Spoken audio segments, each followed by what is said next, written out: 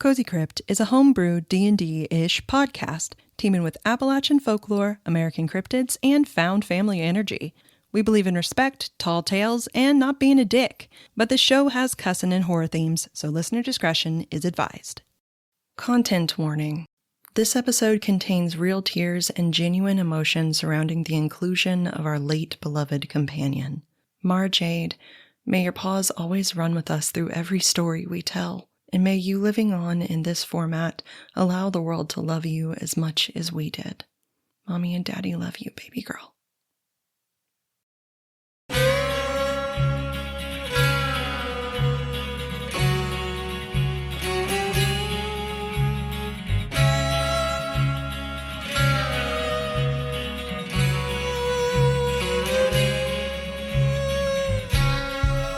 Welcome, y'all, to another episode of Cozy Crypt, a cozy yet creepy Appalachian D&D-ish podcast where, eventually you do get to sleep, and that is exciting. That's a good time. Do I get clothes? I mean, yes, eventually. 12 episodes later, we have finally been able to go to sleep. Anyway, I am your game master / dungeon master, Olivia Wake, and playing with me are my cozy little creeps, Jessica Kaplan. Hi, I play Bobbi. Caitlyn Murphy. Hey everybody, I play Aster. René Padilla. Hello, this is Harlan. And David Wake. I play Selwyn. What happened last time, guys? We got to go to bed finally. Well, first we went to the bookstore. Yeah. And we met Lena and Lucas. Mm-hmm. Who goes by Cass. Generally goes by Cass, yes. And there were vibes.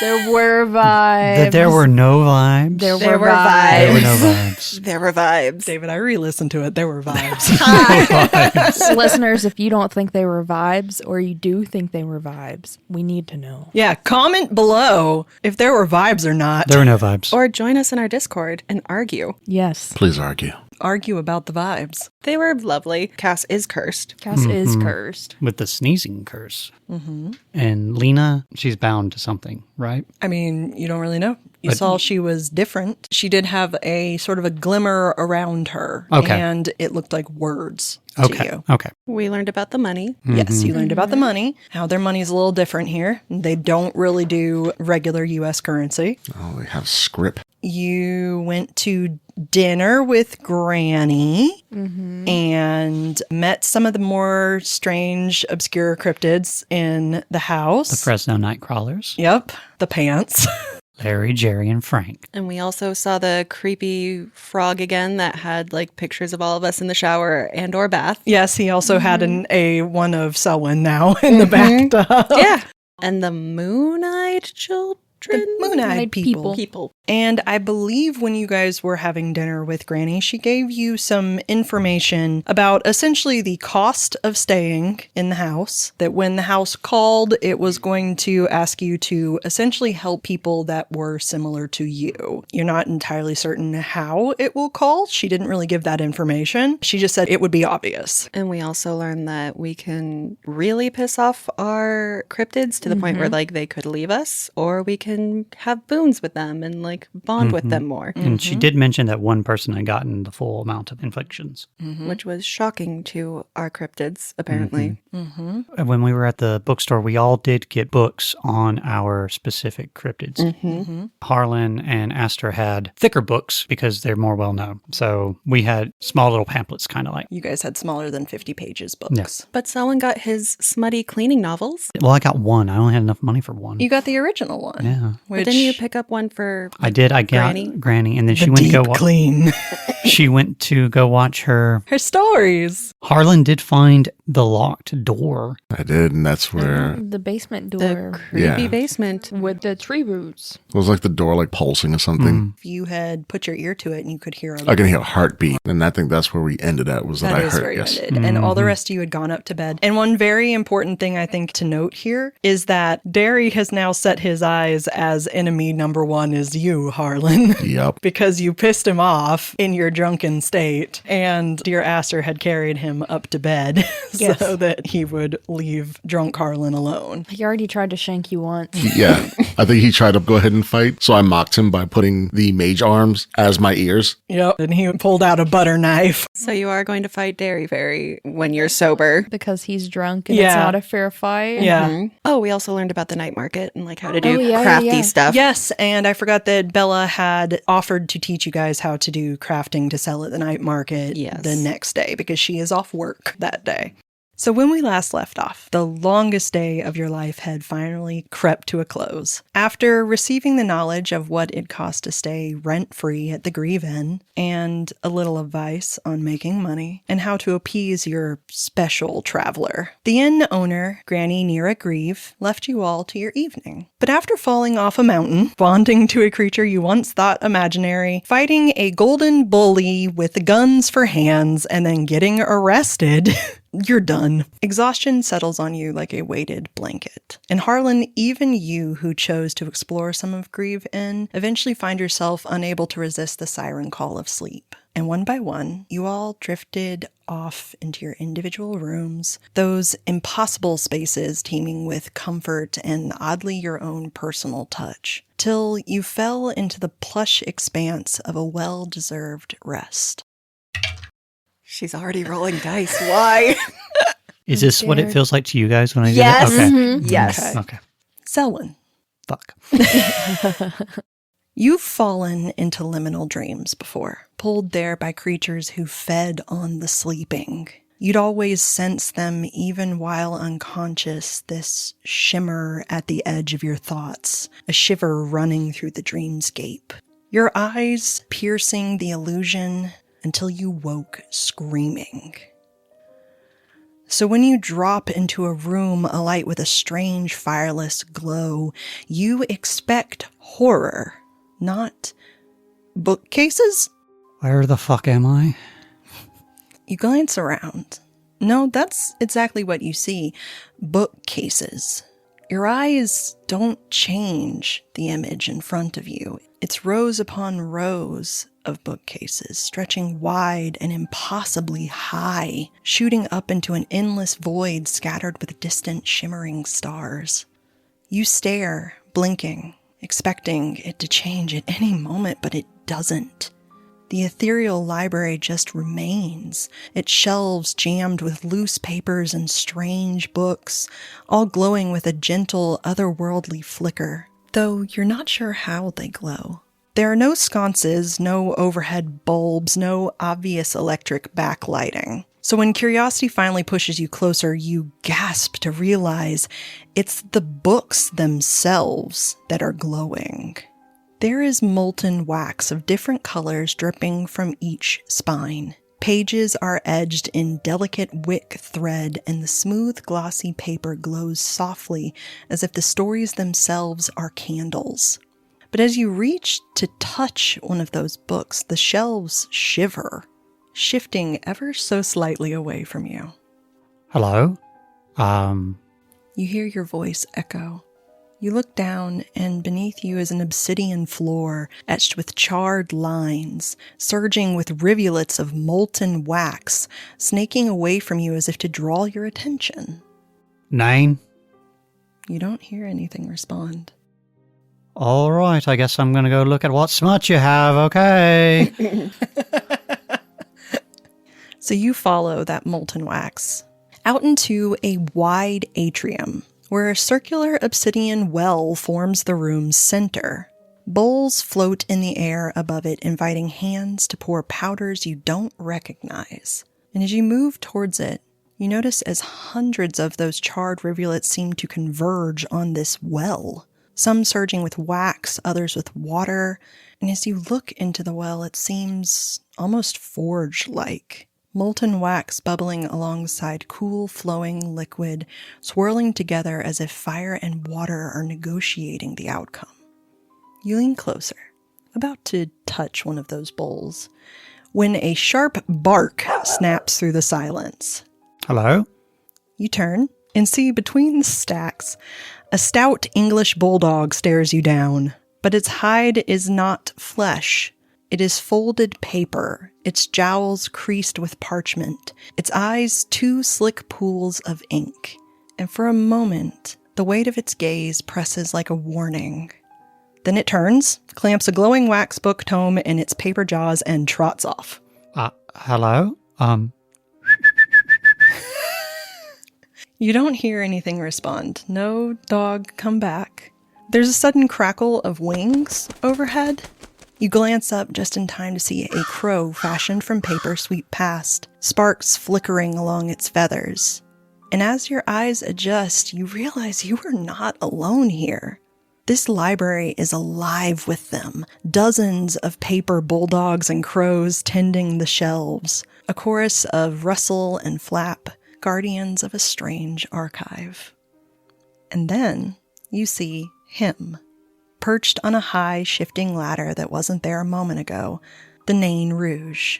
His eyes watching you, unblinking over the edge of a candle book, its internal light flickering turquoise across his red skin.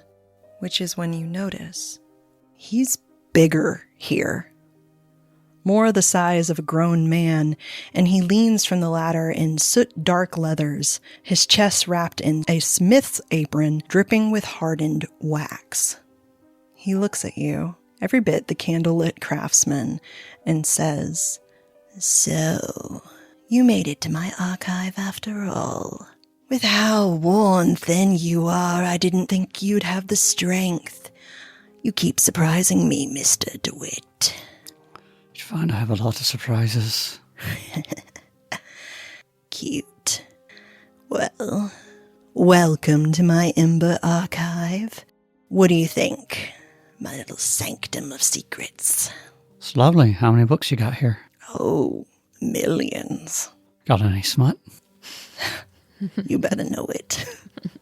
Everyone's got to have some smut. I mean, it's the spice of life.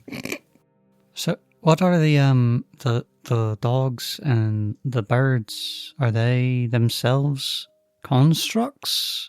Oh, no, they're beings. Spirits of unfinished business, awaiting a different outcome. Payback, even. They work here for me. They get a good living wage. I was going to ask how much they get paid. Do they, I guess, keep the stacks? They do. They keep the stacks clean, they keep it organized, and they bring things to my attention when it is needed. Why are all the books made out of candle wax and wicks? Do they burn away? They change shape. I can alter them. You must have something malleable. So, Nain Rouge grins, tosses his candle book, and a crow catches it, reshelving it somewhere up high as he saunters over. Don't be fooled, though. This is not a library for the polite dusting of facts. It's a ledger and a forge. Here, my friend, I read lives. I keep receipts of actions, of favors, of lies. I calculate who shapes their own consequences, and I hand out whatever they earn. So like a fate? Yes, but when fate is forged, not found. He walks over closer to the well and taps what looks like a small hammer, although it is suspiciously shaped like a quill. Beautiful, isn't it? Lovely. Yes. Eventually I will teach you to use it. But it's where I work, where people gamble with luck, and so they must reap whatever falls their way. So you've got a book here for every person? Every person that is. Got anything on Emily Guinevere DeWhit and Gawain Atticus DeWhit? Bet they made some choices, I'd say. That affect you directly, I'm afraid. So I don't think you're ready for that.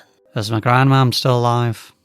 You see him stand there for a moment, his golden eyes swirling like molten wax. Yes, your gran is still alive.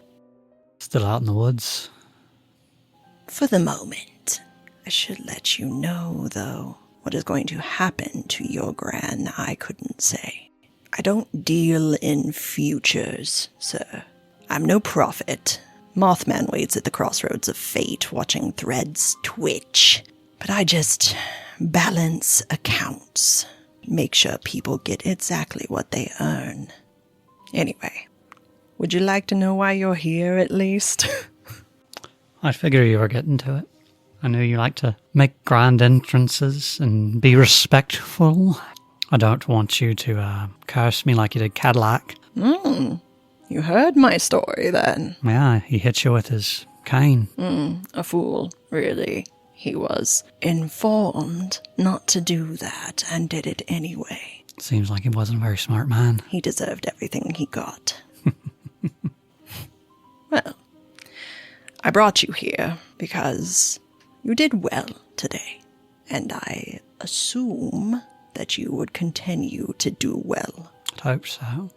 Eventually, I will teach you to use this, and he gestures to the well. But that thing is a crucible for people. For now, you're going to sit and read. Two of my favorite pastimes. Same. The archive will show you other lives, their debts and wild mistakes. Let you learn the weight of a choice, and then give you some tools to play with. He looks around and gives a very short whistle.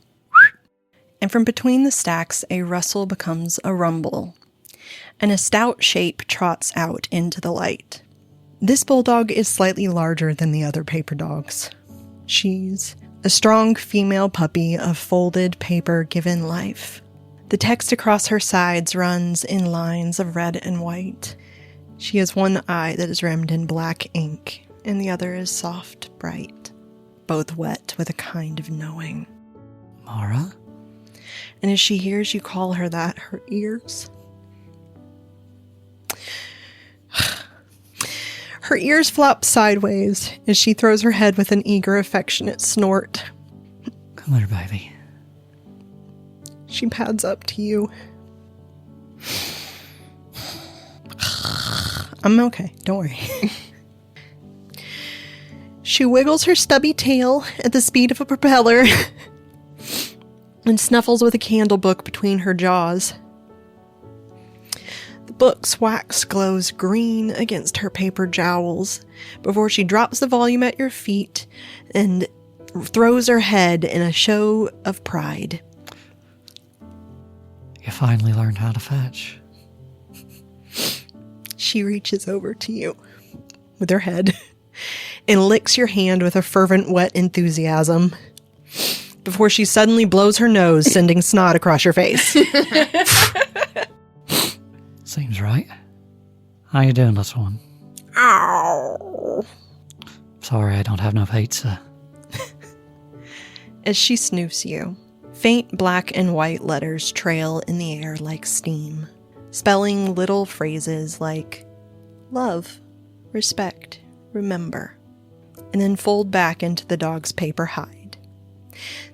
Then she sits, eyes fixed on you, nub wiggling, as the Nain Rouge pats her flank fondly. So you two know each other. Yeah. She was, I thought she was a dog. Well, she is in the mortal world. She was the best dog I had. 12 years. Kept the darkness away. Especially with my parents. Well, she believes you're incredibly special. I love you and hate you for this. You wanted to have Mara. No. Well, little one, does that mean you can come back? If you wish, she can come and go. Desperately. Well, she is here to help you learn. But only because I don't want to have to manage you as much. That can be her job. And it seems she's brought you a good starting point. I have found since her passing that she is an excellent teacher. And she nudges that book at your feet. You alright if we read? You want to curl up? She just goes, and then just kind of curls at your feet and lays on your toes. while you pick up the book and begin reading. It feels like hours pass in companionable silence.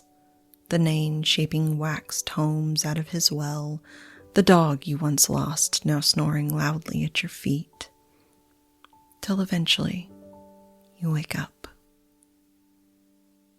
So, when you wake, you feel a little stronger, more alive than you felt in a long time. For a while, you lay there, certain that if you move, this odd, welcome feeling of peace will sour. But when morning urgency finally makes you sit up, you're delighted to find there is a small piece of paper between your feet. I pick it up. You unroll it and find two things inside. Little arcane words that you swear you spent all night dreaming of. One you instantly recognize as that beautiful spell, the one you spent hours studying, hoping to bring Mara back.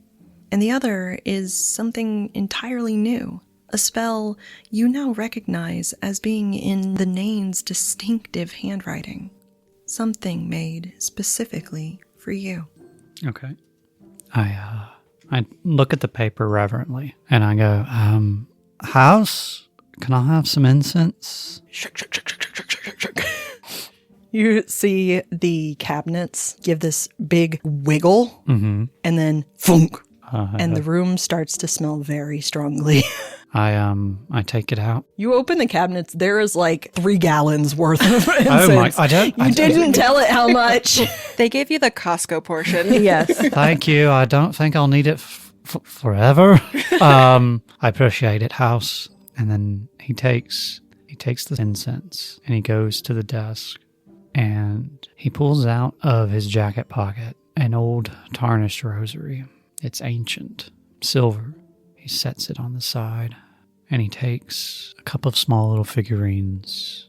They're gods and goddesses. One is Bridget and one is Hecate. And he places them. And he takes the incense and he burns it. And he goes, Mara, will you please come back? And where you burn the incense draws these glowing, dripping lines. That same wax in its various colors. And as the wax pools on the ground, my husband cries. I don't need tissue. I'm okay, thank you. As the wax pools, it slowly begins to form into a furred foot. A furred body, not parchment, but real. And before you stands your girl. Okay, give me the tissue. It's almost like your friends know you. Shut up! Mara is the same as you remember her, Selwyn. She has the normal red and white fur with the black circle around one eye, the normal height. She has that floppy skin, that heavy body, that derpy little look on her face. She even has that distinctive bald patch in the center of her back, the one you swore was just a black leather saddle when the seasonal alopecia never went away. But there is one little difference. Barely bigger than her teeth are now 2 small red horns sticking out of her head. Oh my god, that's adorable. You've got nubbins on your head now. She just goes, woof, and her whole body moves with the bark. Isn't that great? You want some breakfast, dear? I can ask. I don't know if we can have pizza for breakfast, but... She runs to the door. All right. Come on, love. You begin your morning. David, you may roll for your hit points for Selwyn as you go up to level 2. I have 13 hit points now. I did take investigation as my expertise. Okay, cool. So I now have a +8 in that. Damn, you smart. All right, and so we're going to backtrack a little to the night before, and we're going to see Bobbi. Hi. We rolled you. Cool. Sleep took you softly, like a faux fur blanket, warm and enveloping, that perfect end to a rather imperfect day. As your mind slips away into that senseless dark, you suddenly jolt every instinct in your body springing awake. You stand, but instead of mattress or floor, your bare feet meet the slick tickle of grass. The soft hush of the inn is gone, but your senses snap sharp and quick as if someone fine-tuned them. Every hair on your arm prickles, but when your gaze springs open, instead of your room, you find moonlight spilling through silver clouds, and a purifying gleam pools across a forest floor now spread out before you. The trees arch high and solemn, their bark slick with dew. The air smells of damp earth and something sweet, floral, which on instinct you follow, moving without meaning to, tracking that gentle scent till you come upon a clearing ringed in flowers. Their petals are faintly blue and glowing, and each one is giving off light so thin and steady they're almost like lanterns being held by watchful ghosts. There's a rustle, and you twist to see shadows that stretch through the foliage. Something moves at the edge of your vision, but your keen eyes notice it's not the clumsy scurry of common creatures, but a deliberate choreography of small hunters and their prey. A fluffy shrew phases between ferns. A rabbit freezes mid-hop. A snail leaves a trail of silver dust, and an owl glides in slow motion silently overhead. Then, a burst of movement. The scene unfolds all at once. The owl snatches the rabbit, the shrew finds the snail, and under your bare feet, the grass seems to soften, as if breathing a sigh of relief. Subtly, the forest pulses. It's warm, then cold under your feet, as if it's testing your weight. Then new life emerges from the unfurled plants. Fireflies, daring to free themselves, fly into the night. They dance before you, arranging into spirals before unwinding into shapes like constellations. And then the scene replays. The owl, the rabbit, the grass, the fireflies, repeating that slow dance of life and death till the clearing feels more like a classroom that the animals are using to take turns to show you how to exist. For a moment, you breathe in that beautifully macabre balance, and then you catch it, high in an old oak tree, a silhouette. At first you see a woman, indigenous and cloaked in a panther skin, shoulders straight but heavy under the weight. So still, you think she could just be the trick of branches and shadow. But then the panther skin breathes, flesh and fur writhing as the woman steps back, folding into the dark as another shape emerges. Sleek-muscled, long-tailed, massive paws, and those moonlit lines marking pelt and mask across her powerful form. The Wumpus Cat. Hi? Finally, you tread like a tourist, child. I mean, I've never been here before. I'm sorry if I got lost. But it's a nice place. Is this like your home or? My realm, yes. It is my hollow, my bone and blood, where I exist when the hunt is over, but the memory remains. My heart. It's beautiful. Thank you. I would have expected one such as you to find the balance here a bit disturbing. No. I'm pretty easy to roll with the punches. I've never seen the woods like this. I'm just trying to take it all in. I'm a little overwhelmed, I'm not gonna lie. You are inexperienced. Yes. Humans are very disconnected from the land these days. It is of no surprise. Tell me, girl, are you proud of your actions today? I mean, yes. I wish they could have been better. Like, I didn't mean to hurt my friends, but I don't regret anything. But you believe you shouldered my power well?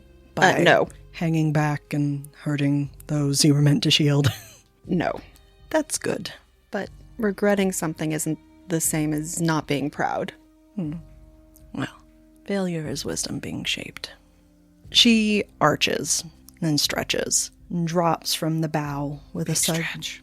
big stretch. Big stretch. Drops from the bow with a sound like wet leaves. And you see the ground answers as she lands. Moss rising in little waves where her paws land, and a burst of fireflies scattering out behind her like stars.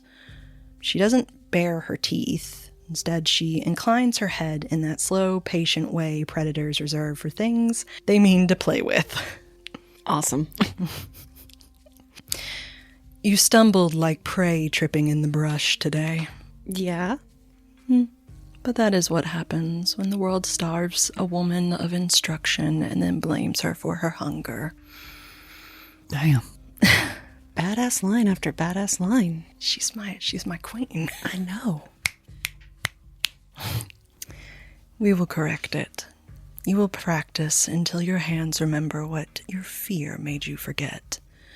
But know this, because you are carrying my lineage, you must not shrink from your potential again. Yes, ma'am. Good. I will not teach a woman who begs to be smaller. You will know restraint and wisdom, yes, but you do not flinch when nature built you to be fierce. Bobbi gets kind of a strange look on her face. Like she's thinking about like how most of her life she's just tried to like fit in and kind of fade into the background. So this is very like antithetical to how she's lived her life. And as she speaks and sees that look cross your face, she leans a little closer, breathes her warm breath into your eyes, and says, "Do you think you do not have claws?" I don't know. All women do. You were only taught not to use them. So where do we start? Here. And she rolls her shoulder forward, lifting one massive paw as if to scratch at it. But instead, a sliver of that pelt outline slips free at her cut. It slides down her form, then across the grass like living ribbon of moonlight. And when it reaches your feet, it coils once around your ankle, warm, patient, a small loop of fur that hums with the cat's heartbeat. Breathe, child. Feel the rhythm of the world, the balance of all things. It is under your skin, always has been. Now shape it.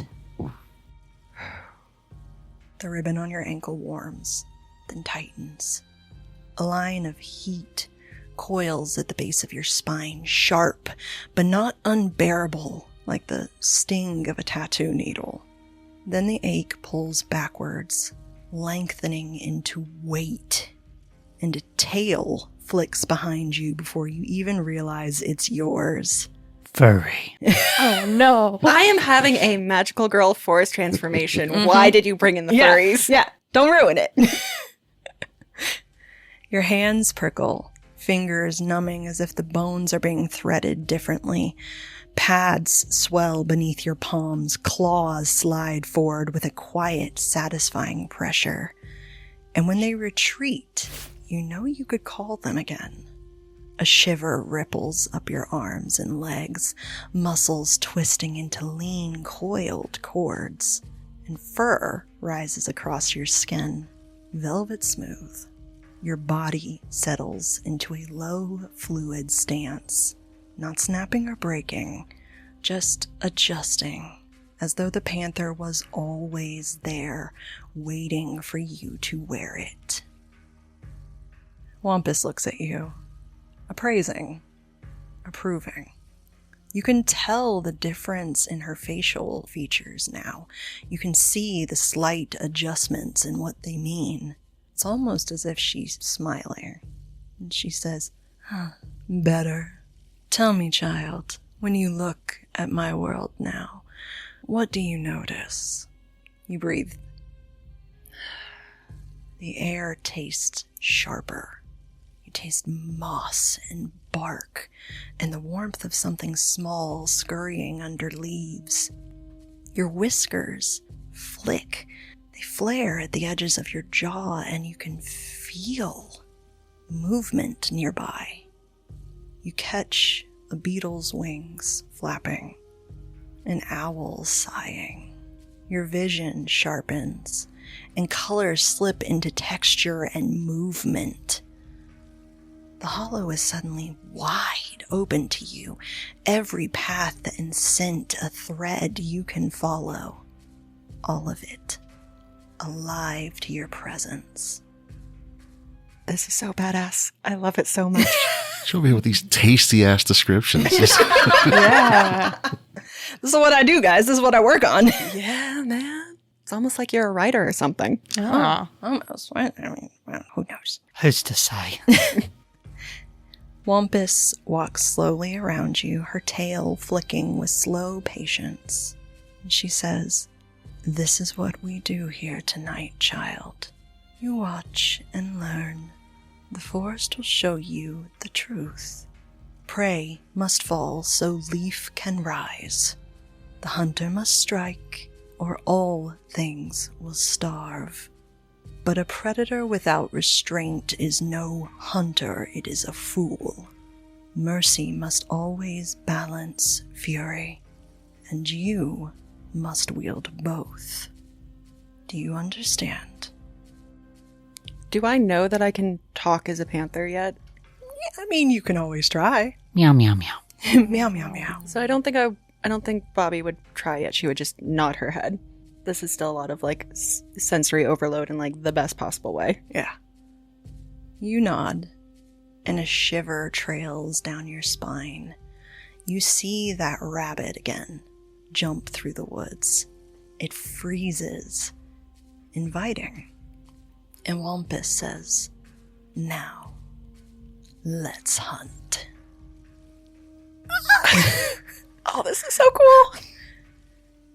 And you spend your evening learning to shape yourself into the world again, to fold yourself into everything that you were meant to be a part of from birth.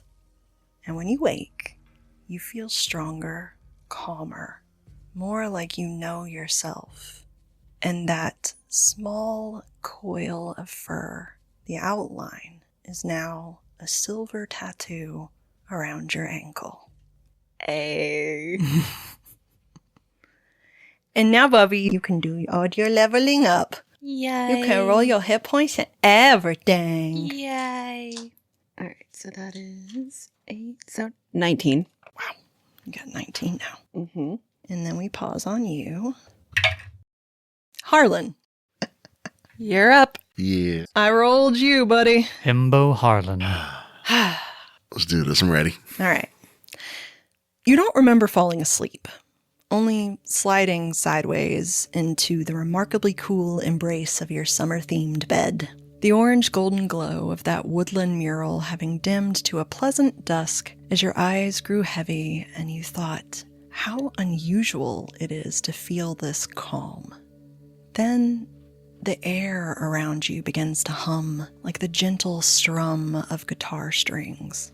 The light brightens, though it remains soft, in eternal golden hour, when suddenly you're aware that you're no longer tired. And as you rise to your feet, you realize you're not even in your room anymore.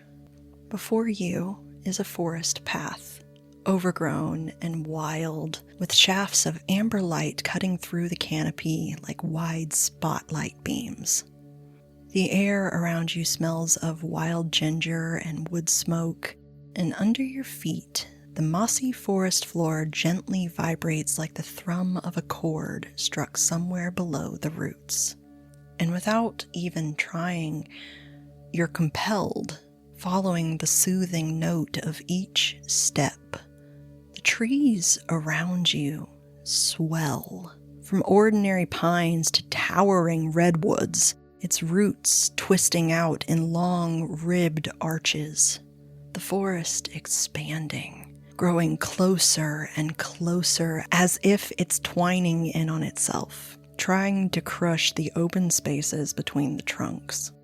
But just as it begins to squeeze out that beaming light, the path suddenly bursts open, spilling out into a glade of tall green ferns, drenched in sunlight, thick as honey. The sword ferns are waist high, swaying without breeze for acres around. Yet somehow you know where this glade's center is.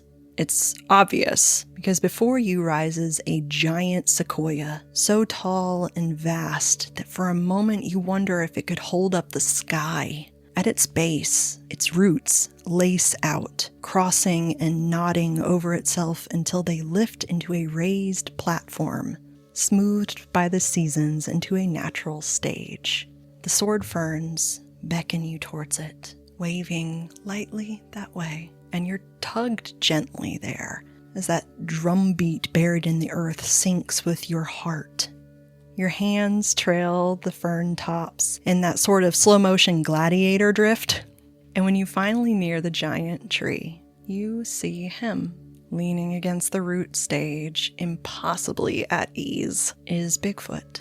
He's larger here, as if the woods and the light and the constant rhythm of it all has made him grow. What's more, his hulking form is somehow haloed in morning glow, as if he himself were a shaggy silhouette of the sun. But with such a shining aura, he's only made even harder to see clearly. And when you approach, he idly strums a guitar grown from driftwood and living vines. Of course. Is he playing Wonderwall? No, because it's copywritten. He's making his own song. He's playing nature. Okay. He's playing Wonderfall. And when he sees you, he goes, "Hey, about time, bro. Been waiting for you." I can hear it. This is different. "Yeah, this is my world, man. Welcome to the Summerwood stage. What you think?" I like the energy here. "Right." This feels good. He looks back at, sees the sword ferns. Mm-hmm. It's like, this isn't the static. This is the sound I've been wanting. "What you been looking for? I'm pretty sure it's what drew me to you and you to me, and why the green was all like, our bromance begins here. This place, it's me, man. The essence of my design. All the notes nature riffed and belief composed, jamming together in one big symphony." How are you sounding badass and high as fuck at the same time? That is so impressive. This is how we built them. Yep. Have you not met a really, really high person that is just the fountain of knowledge? Yeah, this is how he lives. Good for Bigfoot. While she's there, Harlan just walks up to him. This is the most comfortable place he's probably ever been. He pulls up and takes a seat on the floor, and as he feels the roots, he feels the pulse, the electric energy, like cables going to a stage. He can feel the electricity, the hum. Nice. So as he puts his hands to the ground, he touches the floor. It changes the audibles of everything. So as Sassy's there holding the guitar, he hits a higher note, and Harlan is basically DJing on the floor, changing the sounds. Ooh. Like, he didn't know he can feel that. He can feel it surging through him as well. Ooh, that's nice, man. It feels good. That's a good tune. Hey, humans normally suck at this. You're doing great. I got an idea, actually. And he puts down his guitar, and his massive hands, without asking, come and scoop you up off the ground, and they lift, tossing you onto the stage. Wee. And he goes, "All right, city slicker. So you came in here making nothing but noise, but let's make sure you leave making music. So feet first, heart second. Show me what you got." You just hear me takes a deep breath. I'm a little scared. Oh, that's okay. I mean, look, I can't give you a set list or anything, but you can find your own wonder here, my dude. I can help, but Just watch. I will. And before you begin, you notice, from atop the massive stage, you can see far across the field of ferns. And that's how you realize for the first time the glade is not just filled with plants. There are figures, hundreds of them. Not people, not entirely, but like them, in all shapes and sizes. But their silhouette shimmers like they're filled with stained glass, and their colors fracture, but glow as the light pours through. An audience, not hostile, not scary, just waiting. And Bigfoot sees you notice them and says, "Oh, yeah, I'm not certain what they are, but look, I believe they're just glimmers of belief left behind from childhood, from stories, from hope. All the yearning eyes that once looked at the forest and felt alive. It doesn't really, matter what you do. They aren't here to be known or understood. They just want to listen, to feel and vibe. Play Stairway to Heaven. They don't talk." Harlan looks out at the crowd, and again, he feels the electricity underneath his feet, feels it at his fingertips. He feels it in the hair on his arms. They stand, and they little zaps of static between each fingertip, little rays of lightning, just kind of, and they pulse between his fingertips through his arms. He looks at the people, and it's not an audience. It's an orchestra. And he lifts his arms up to the sides. And as he does that, you can just see the waves and pulses of energy come off of his arms, and watching Sassy in front of him, like two conductors looking at each other, playing off each other. He turns his hand to the side a little bit, and the light between the tree moves, and it shines on the people like broken glass. And you can see the rays of light, kind of like being on a stage. You see the laser lights shooting off the crowd, and they make, and he turns them down a little bit. And with his right hand, he does the same thing. He lifts it up, turns it a little bit, and the sun moves a little bit and parts the tree here. And you hear the other part of the crowd. And he looks at Sassy and says, "This feels good." And he's watching the crowd as the heads kind of raise up when they get louder, and then go back down when they pitch lower. And he's controlling them as if he's behind a sound stage. Yeah. And he's playing the crowd, the trees, the ferns as a DJ on stage. Yeah. And you feel it all join with you. Everything falling into that role of being part of your orchestra. It's in that moment that you really come to realize the forest is playing through you. You are part of this song. Everyone is. And as you breathe, find the space between the noise, you let the wilderness carry you. The sound in my head is the static that he's heard his entire life. That sharp, mechanical, piercing noise. But then very deep drum and bass. Is Harlan playing some dubstep? He is using nature to play EDM music. Yes. Nice. And for probably hours, you spend there playing the nature around you, playing the soul of people connecting with the soul of the world. Bigfoot is basically raving the whole time.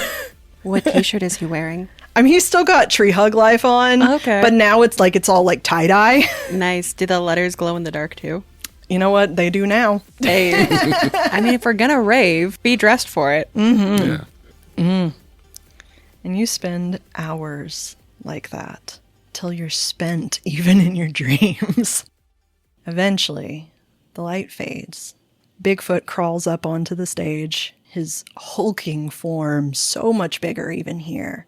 And he looks at you and he goes, "That's it, man. That's what you're supposed to know. The wild is not something to solve. It is something to experience. And you did it. I'm so proud of you, man. So proud of you." He picks you up into a big bear hug. The same thing, that staticky electricity as he hugs them, you can see it and just whips off of both of them. And just, oh man, this is great. This is how you feel all the time? 100%. But I mean, I am a creature of belief. So this is my whole thing. How do I get to feel like this? All the time? As much as I can. I don't feel very, like I did much in the town, but I think this is something that can be helpful. I think this is something that can be useful. I think when you wake up, you're going to find it's a lot easier to hear the world around you. Not to tame the world, but to tune with it. And at that moment, You wake up. You can roll for your hit points now, Harlan. As you go up to level 2. Yay! That is a 8 plus 3, I go 11. He is at an 18. Nice. I'm so squishy. You're a wizard. You're a wizard, Harry. Bard gains expertise and jack of all trades. But master of none? Oh, totally master of nothing. Master of sick beans. Yeah. Renee and I were discussing this, and I was like, you're essentially lo-fi. Lo-fi Skrillex. There you go. That's exactly what it sounds like. Exactly. All right. You up, girl. Yeah. Mothman finds you and just blows creatine in your face. That's That's your level up. You don't get like a really cool thing. Just yeah. You want some big prophetic? I'm ready. I'm up. We work out. Yes, gains. Just gains. Dairy Fairy's there just like cheering you on. When you're doing push-ups, he's like sitting there at the bottom going, one, two. He is on her back. Oh, sorry. Yeah. Yes, he'd be on your back. That's true. Mothman's realm is just a gym. It's just a Planet Fitness.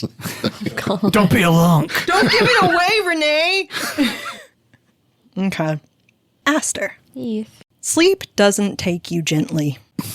That tracks.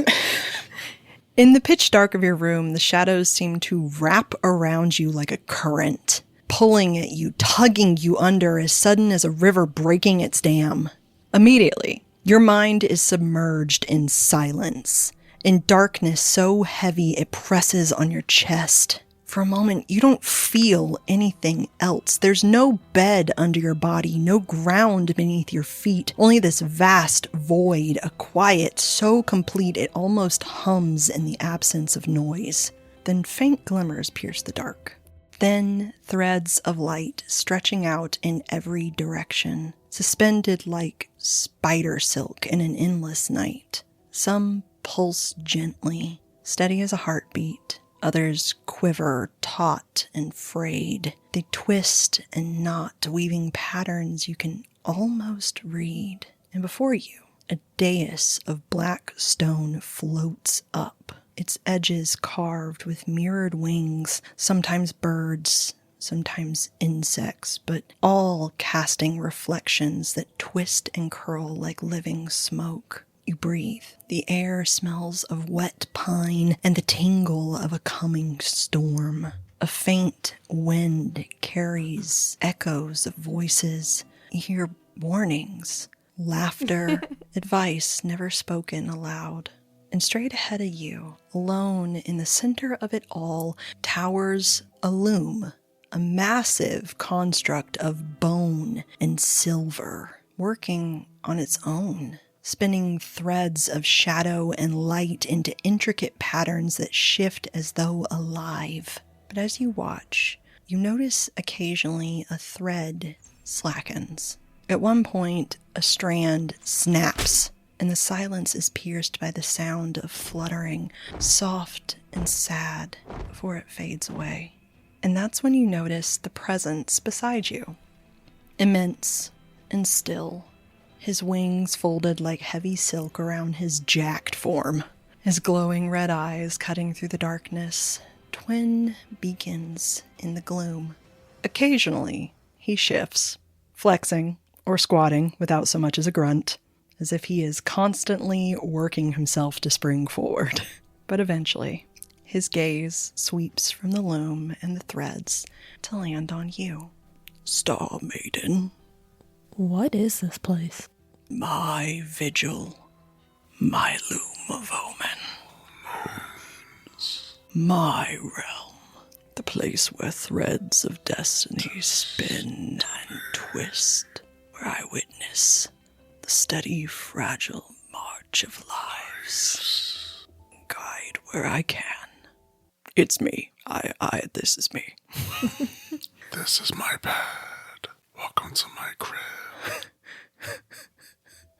The loom of omen. So the thread that snapped. Yes. And you watch, where his wings spread in slow arcs, casting soft crimson shadows across the strands that shimmer around you like living glass.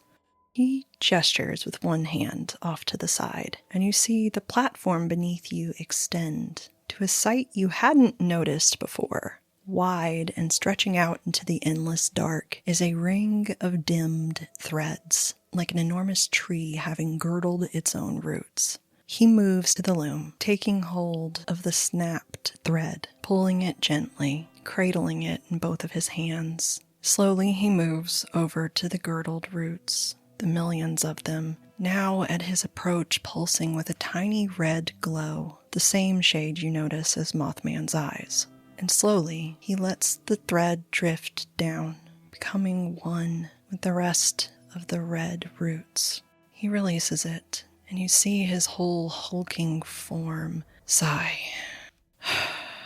I must do this. All destinies have an end, Astraea. Here the fallen threads rest. Lives ended too soon, decisions unspooled to ruin. I root them in the weave of time, for even broken strands have purpose. And you see him glance upwards, and above, the threads of the still living stretch in shimmering arcs, weaving constellations unique to each life. Occasionally, their glassy texture reflects the gentle red of the deceased below, and he says, every life touches another. Every choice ripples. Every influence matters. And here, no choice is forgotten. He moves back to you, back to the loom, his eyes coming to settle on it again as he seems to breathe and straighten, that hunched form disappearing as he goes back where time and life still move. And he says, this is where I watch and listen. Where I offer omens if phrase may twist to breaking. This is the pattern beneath time. Each strand carrying a life's potential, their duty and love and terror and hope, twisting towards what must be or what might be. Every choice adds tension. Every unopened door leaves slack. There are anchors of birth and death to tighten the line. But some changes, some choices weaken it. Enough strain and a thread may break before its time. And when a thread frays, the future becomes unavoidable. My place is not to join threads, only to watch. I must teach you so you can act where I cannot. You are here to understand, to see how small choices ripple outward and feel the tension of the frayed threads. Learn what to leave and what to nudge. To remember you are a sentinel and not a catalyst. See this. Mothman steps forward, wing tracing the strands. And that's when you notice, as the tip of his wing gestures to a dense cluster near the edge of the loom, there's a small tangle, taut and snagging, the glassy surface of the thread chafing around it. Something presses on these lives, fraying threads and straining those around. Even strong ones get pulled into its tangle. You see his crimson eyes glint. It is coming. I cannot see who twists the knot. The influence is thick and veiled, but its effect is clear. This is why I must train you to nudge fate. To see and act where I cannot. Otherwise, I fear fear the mass will grow. And as if to underline his words, you watch as a thread at the edge of the mass suddenly tangles, causing the knot to only grow. We must train. How much protein powder am I going to need for this? All the protein. Every bit of protein, yes. We're going to have to possibly do multiple sets a day. I'm going to be sore, aren't I? Very. All the time. Don't skip leg day. Never skip leg day. He turns to you, flexes his wings, does that thing where he the bodybuilders join their hands below and tightens himself up so everything bulges a good bit. The one fist on the other hand. Yeah, the pose. Pecs popping. Pecs popping. Flexing. Yep. Pecs have pecs. His pecs have many pecs. I mean, he flexed his wing. And you'll see from the dark shadow of his feathers, a single thread peels away from him. And as it floats towards you, it somehow seems to solidify in midair, long and thin, like a tapestry needle, only huge and impossibly sturdy. A weapon unlike you've ever seen. Don't gape, she doesn't get it. God damn it. Some of it shimmers like glass from the living loom. Other parts glow red with the pulse of his essence. A piece of himself lent to guide you. Don't get excited, this only exists here. Damn. I don't get a frying pan. I don't get this neat. I mean, you got some work to do, kid. Patience, Bilbo. It is a tapestry needle, by the way. Okay. It is a tool drawn from me to teach you to strike with intent and purpose. Take it. And he lifts it out towards you. Move as the loom moves. Strike as destiny wills. Do you take it? Yeah. Okay, cool. No, she's like, fuck this. And as you swing the thread, it leaves faint trails of crimson light in the air, echoing across the loom above. Every contact you make hums through the strands, teaching you precision, purpose, weight. The threads of the world responding to your strikes, rippling with your actions, nudging destiny along its divine course. And when you wake up, you feel stronger, and you have a sense that something about you and your connection is not just powerful, but holy. You go up a level and you drop 2% body fat. You become so much more fit. Your arm muscles are very sore, but they are popping. Bet. You get your hit points now. Yeah. Time for math. Math. I just want to hear what it is and then. 25. Jesus Christ. Dear God. You have almost double my hit points. She's a paladin, and she I rolled is a 9, beefy boy. and I have a +2 to my con. So the girls are the protectors. Yes. Yeah. I want strong women to protect me, lift me, take me where I need to go, please. And with that, with you all having gained a closer bond, Gain some gains. a deep understanding of your bond with these creatures, you all get to gain a boon. Ooh. As Granny Grieve explained last episode, getting to truly know your cryptid, their lore, their values, what they stand for, can earn you what I call a bond boon. This is a custom mechanic that I've made for our game. There are 10 levels of boons you can achieve, but you can't just repeat the same action over and over, guys. Cryptids are full thinking beings, and frankly, they get bored with the same thing. But the bond goes both ways. If you act against your cryptid's nature, you can incur an infliction, which is kind of a spiritual wound that cancels out your boons and can get much worse. But we will further explain that if or when that happens. Ooh. All right, so you gain level 1 of your bond boon. It gives you advantage on one skill of your choosing. Ooh. Which means that as long as you stay at level 1 of your bond boon, you will roll at advantage on this one chosen skill for the rest of time. And that is where we're going to end for this session, guys. Awesome. Yay, thank you. You're welcome. That was so good. That was very good. I'm glad. Jessica, hit it! If you like this episode, let us know. reach out to us. We can be found TikTok, Discord, Instagram, a few other places probably at this point at Cozy Crypt DND. That is Cozy Crypt, one word, DND. Give us a rating, give us a follow, give us a comment. We love to hear from you, and tell all your friends. Thank you so much and have a great rest of your day. Woohoo! Bye. Bye. Cozy Crypt is written and co-produced by me, Olivia Wake.